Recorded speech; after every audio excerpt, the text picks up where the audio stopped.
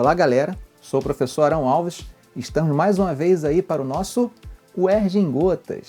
No vídeo de hoje vamos falar sobre o governo de Jânio Quadros, um período curto, de apenas 8 meses, mas que tem uma importância muito grande para a compreensão da história republicana.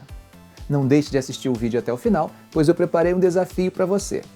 E o resultado desse desafio você saberá de forma imediata e interativa. Vamos à aula de hoje. Para compreendermos melhor o curto governo Jânio Quadros, é necessário que nos debrucemos um pouco sobre o contexto do final do governo anterior, o governo JK. Ao final do governo JK, o Brasil vivia uma grave crise política acompanhada também de uma grave crise econômica. Mesmo com o grande desenvolvimento ocorrido ao longo dos anos JK, a situação financeira estava muito ruim. Além dos problemas econômicos, o governo enfrentava uma forte oposição, com acusação e denúncias de corrupção. Corrupção, inclusive, envolvendo a própria construção de Brasília e a nova CAP. É nesse contexto político e econômico que ocorreriam as eleições vencidas por Jânio Quadros. Jânio Quadros lança sua candidatura a partir de um partido nanico, o PTN, que aos poucos vai ganhando apoio de vários outros partidos. O seu principal oponente era o Marechal Henrique Teixeira Lott, que lançava a candidatura com apoio de dois dos principais partidos da época, que eram o PSD e o PTB. Essa dupla havia sido vitoriosa em vários pleitos. Nessa eleição, fica visível a importância do personalismo na política brasileira. De um lado, um militar sisudo, sincero, que não era muito dado à política. Em vários discursos, ele ia contra os interesses da própria audiência. Como podemos exemplificar a sua defesa do transporte ferroviário, quando ele conversava com um comitê de empresas automobilísticas. Ou seja, mesmo com o apoio de dois importantes partidos políticos, o Marechal Lott não consegue vencer. Jânio vence com 48,26% dos votos. O candidato paulista sabia fazer campanha. Ele era um mais no marketing político. Ele conseguia elementos contraditórios, mas somados o aproximavam do povo. Para passar uma imagem de culto, de inteligente diante das massas, ele exagerava nas mesóclises, ao mesmo tempo que demonstrava hábitos extremamente simples, como, por exemplo, parar no meio de um comício para comer um pão com ovo. E enquanto ele comia, tocava a famosa música de sua campanha: Varre, varre, vassourinha.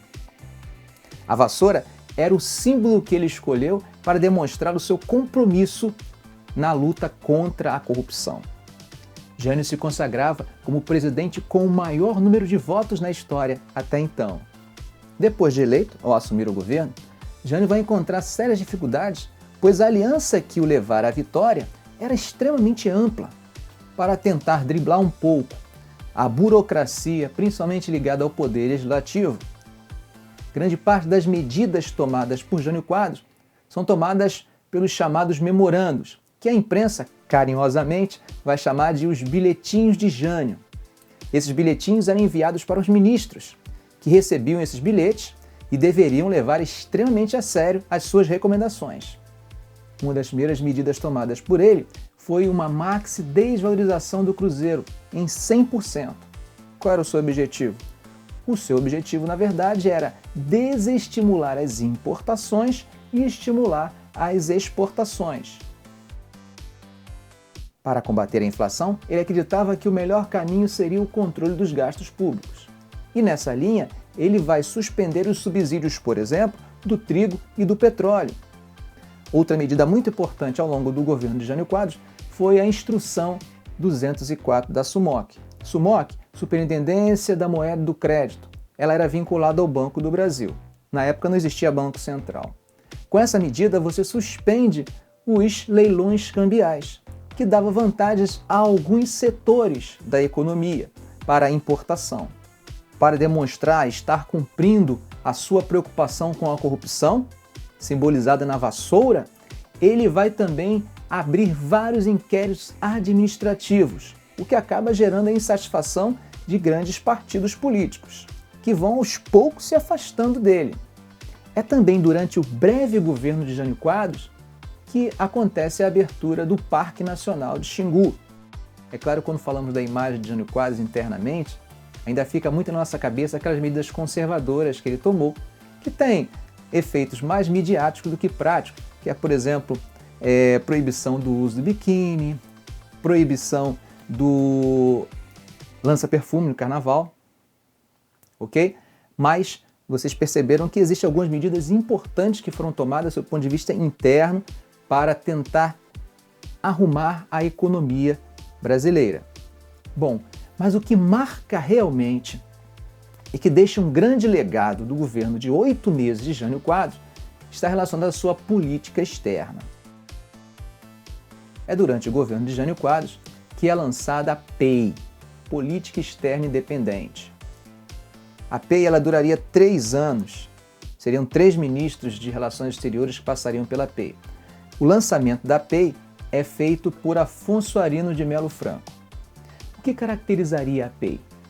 Bom, as principais características da PEI estão presentes em um artigo escrito pelo próprio presidente e publicado numa das mais importantes revistas de relações internacionais, que é a Foreign Affairs, em 1961. Eu vou deixar o link do artigo aqui embaixo, nos comentários, tá? Para que você possa ler, caso você tenha curiosidade. Para entendermos bem esse momento de lançamento dessa política externa independente de Jânio Quadros, é importante a gente entender que o mundo estava vivendo um novo momento, a partir da década de 50 e entrada da década de 60. Nesse momento você tem, por exemplo, a França tentando se livrar da influência do Reino Unido e dos Estados Unidos. É a França de De Gaulle. Essa França que, inclusive, vai acabar saindo da direção da OTAN.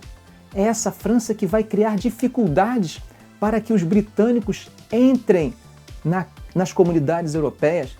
Isto é, existe uma tentativa de multipolaridade, mesmo no contexto de Guerra Fria. Entre 1955 e 1961, temos 2 conferências que apontam para essa questão de não alinhamento. São as conferências de Bandung e a Conferência de Belgrado. No Oriente Médio, nós temos a ideia de pan-arabismo, lançada pelo Nasser, Gamal Abdel Nasser. E Jânio aqui vai ter uma ideia também de liderança do Brasil no contexto da América Latina. É durante o governo de Jânio que acontece uma aproximação entre o Brasil e a Argentina. É claro que foi efêmera essa aproximação por causa do golpe militar que viria mais tarde, mas essa aproximação é simbólica dessa tentativa do Brasil de se aproximar da América Latina, no famoso encontro de Uruguaiana com o presidente Arthur Frondizi. Entre as marcas da política externa independente, nós podemos destacar o universalismo. Quando consideramos o universalismo, não podemos esquecer que é uma aproximação do Brasil, por exemplo, com o continente africano. É nesse período que acontece o famoso périplo africano feito pelo nosso ministro das Relações Exteriores, Afonso Arinos de Melo Franco. Há uma aproximação com a União Soviética.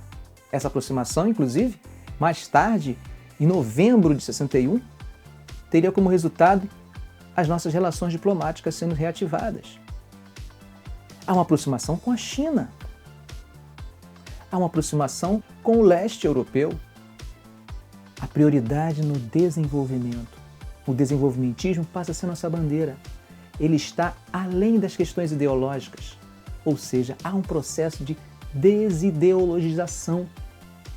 Em passagem pelo Brasil, o guerrilheiro argentino, participante da Revolução Cubana Ernesto Che Guevara, acaba sendo condecorado por Jânio com a comenda Cruzeiro do Sul, uma das mais importantes comendas brasileiras. Há uma forte reação, principalmente dos militares, contra essa posição, que começam a ligar Jânio ao comunismo. Até mesmo a UDN, que havia apoiado a eleição de Jânio, se afasta dele. Carlos Lacerda começa a fazer uma grande oposição ao governo de Jânio e começa inclusive a denunciá-lo. pelo rádio e pelos jornais. Em agosto de 1961, o vice-presidente viaja para uma missão comercial no continente asiático.